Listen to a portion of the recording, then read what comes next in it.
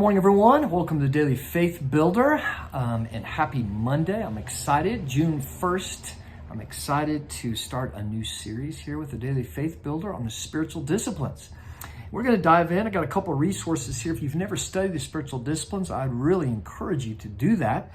Some of the classics, probably the classic is Richard Foster's The Celebration of Disciplines. I have lost my copy. Hope I'll find that soon here. The other one that I'm going to be teaching out of is by Donald Whitney. It's the Spiritual Disciplines for the Christian Life. This is Donald Whitney's Spiritual Disciplines for the Christian Life, which is fantastic. And of course, I love Dallas Willard and everything Dallas Willard did. This is the Spirit of the Disciplines by Dallas Willard.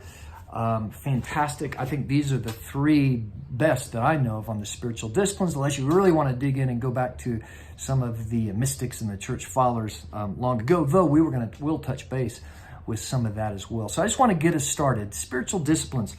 This is what Donald Whitney begins with. He says, discipline without direction is drudgery. Now that's a life principle. Discipline without direction is drudgery.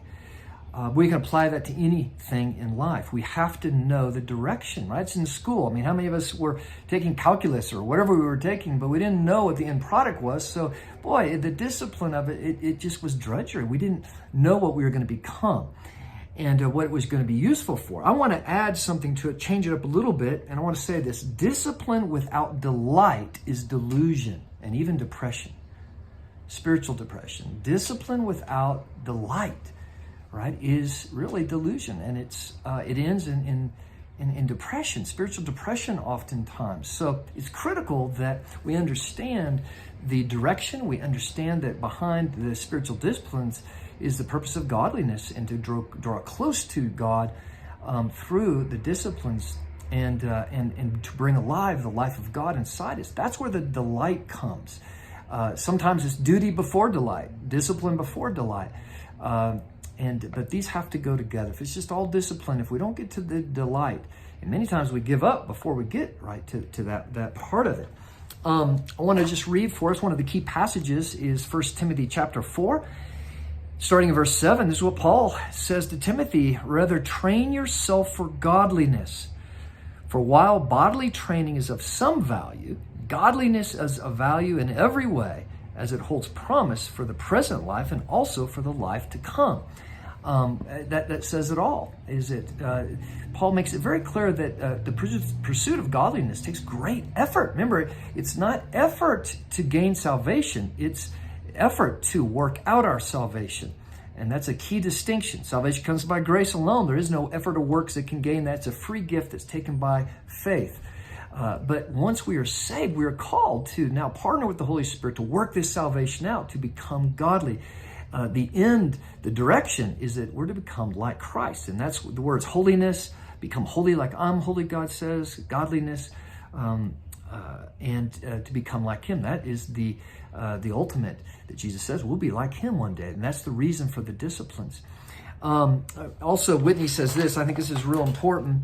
He says, I will maintain that the only road to Christian maturity and godliness, a biblical term synonymous with Christ's likeness and holiness, passes through the practice of the spiritual disciplines. I will emphasize that godliness is the goal of the disciplines. And when we remember this, the spiritual disciplines, they become a delight instead of drudgery.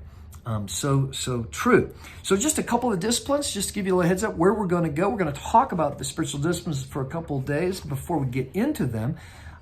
Whitney deals with Bible intake, obviously time in the Bible, prayer, worship, evangelism, serving, stewardship, fasting, solitude and silence, journaling even.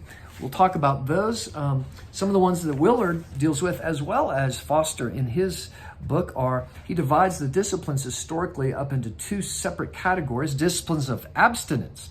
So those things that we withhold something from ourselves, those would be the discipline of solitude, silence, fasting, frugality. Oh, how about that one?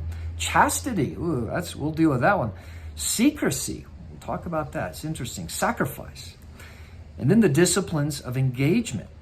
Study, worship, celebration, service, prayer, fellowship, confession, and submission. These are historically the disciplines that The church is used in discipleship to grow in godliness, and it takes discipline for us to grow. So I hope you'll join us on this journey as we dive into the spiritual disciplines through this series.